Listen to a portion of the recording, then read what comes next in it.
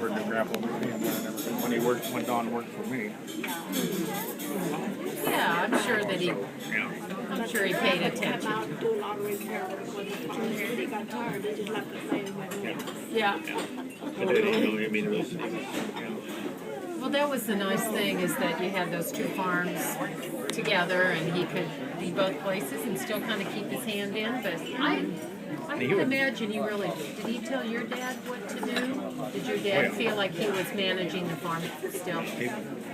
Grandpa managed it. Did he kind of try to? Did he do that with Bill? Well, I think he got it started in the cattle business. My dad's idea kind of urged him along what to do because Bill had been home too much and let his dad run everything. And I know when we got married and had a good family, Bill, he said, it's sure easy just to let my dad be responsible for everything. And Bill should have started being more responsible for him. But I can remember Dad being out by the pond in the pasture or something like that, and all of a sudden cattle were running down through the pasture, and where did those come from? And Grandpa told Bill Bogarts we needed a cow. And there they were. There they were, and we did not need cattle. Brian saying that his dad was down by the pond and all of a sudden these cattle came running through and it's like, where did those come from? And Grandpa just said, Had purchased them. Grandpa had told someone else that they needed cattle, so they just arrived. But you know, the cattle business, what I hear about for Grandpa Boat was kind of an exciting thing for him. I mean, he'd travel and go to Chicago to the trade, trade them. It was kind of sort of, he was a business, it satisfied his business They had made good money at at that point. I think that's where he made his money, feeding cattle. Right. Well, that's what he did as a young man before he got. They always had cattle. They always fed cattle. He brought cattle in from west. Right.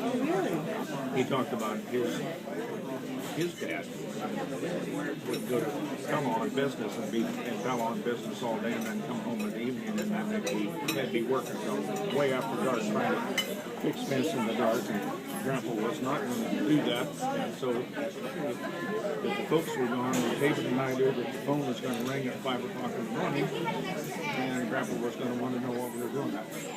Yeah, he did that with us. And he just didn't want to be in bed on the second night.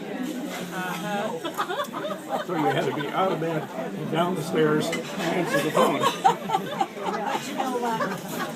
My grandpa both, my dad's father, he expected the kids to go to work. And his mother expected the girls to take care of all the kids she had. Yeah. They would go out for towns and hobnob with all they needed. They were somebody. They were part of the elite in town. They had kids to do the work. And so this would have been our great And Grandpa was fairly active because he would go down and visit all the people on the farms where he had grown up around when he was a kid. That was around Sully, wasn't it? Between Paul and Sully. Another thing he did was start Sunday schools. He even started one at Center School.